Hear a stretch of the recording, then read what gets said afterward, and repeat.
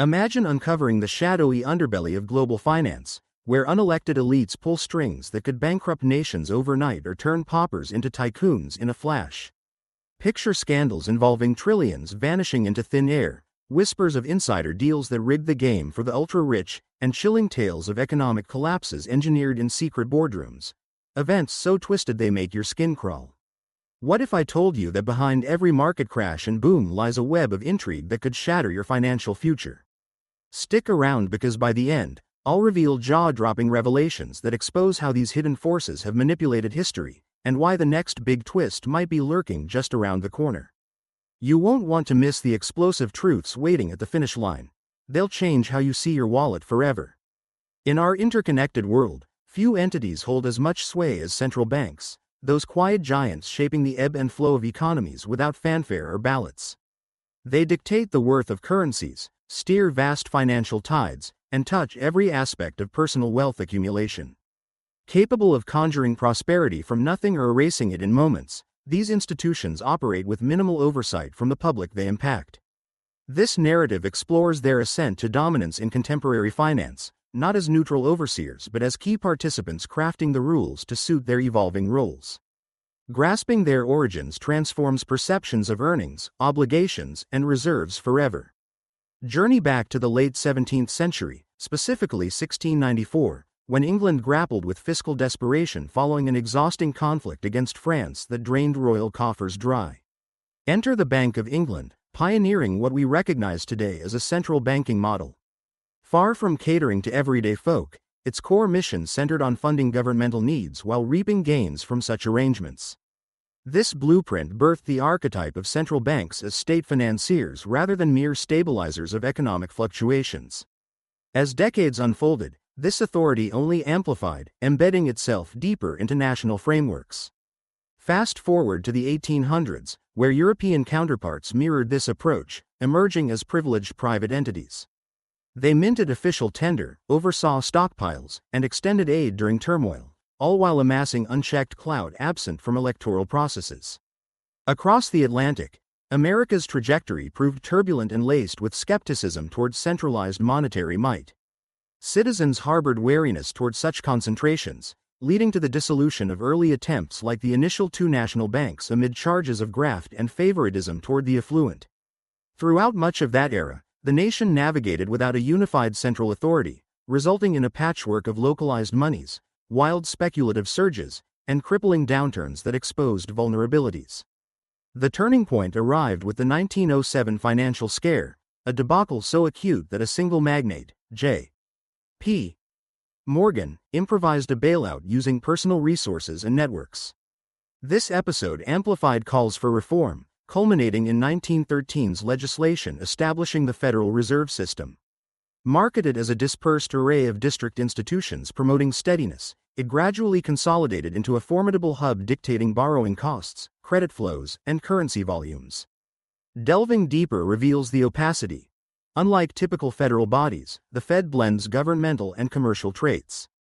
Its oversight panel receives presidential nods, yet participating lenders retain private status.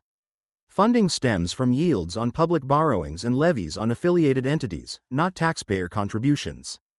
It maneuvers within market undercurrents, issuing edicts influencing billions sans voter consultation. This raises profound queries about allegiance. Formally, it pursues twin goals of full job markets and steady pricing. Yet, executions frequently favor the regulated over the populace. Consider the 2008 meltdown. Beyond rate slashes, it generated vast sums, rescued speculative firms, bolstered valuations, and underwrote dubious liabilities.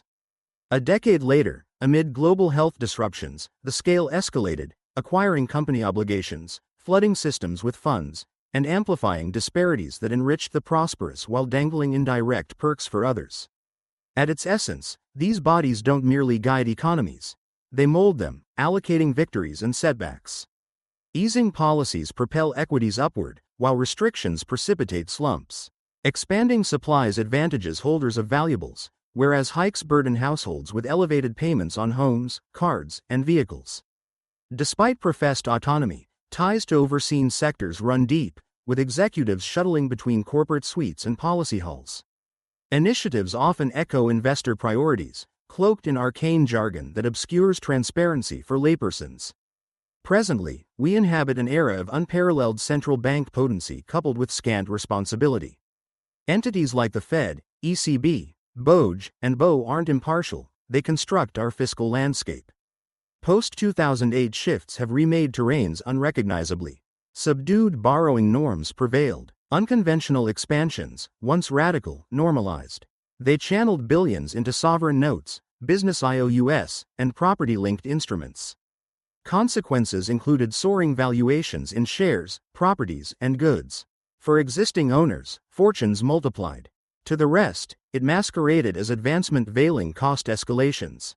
Residences grew unattainable.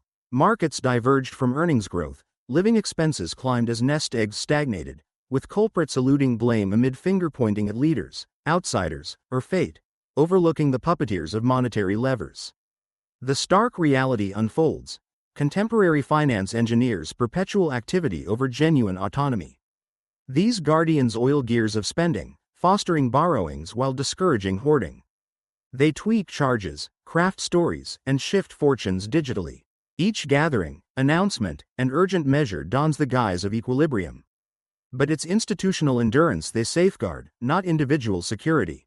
Reflect on the 2020 turmoil. A swift equity plunge marked historic velocity. Promptly, the Fed unleashed enormous infusions. Markets revived briskly. Magnates amassed further riches. Conversely, laborers endured layoffs, enterprises shuttered, and tenants braced for displacements. Salvaged was the facade of robustness. The ledger swelled, obligations mounted, and reliance intensified. Such interventions warp capital pricing, muddling evaluations, hindering foresight, and complicating later life provisions.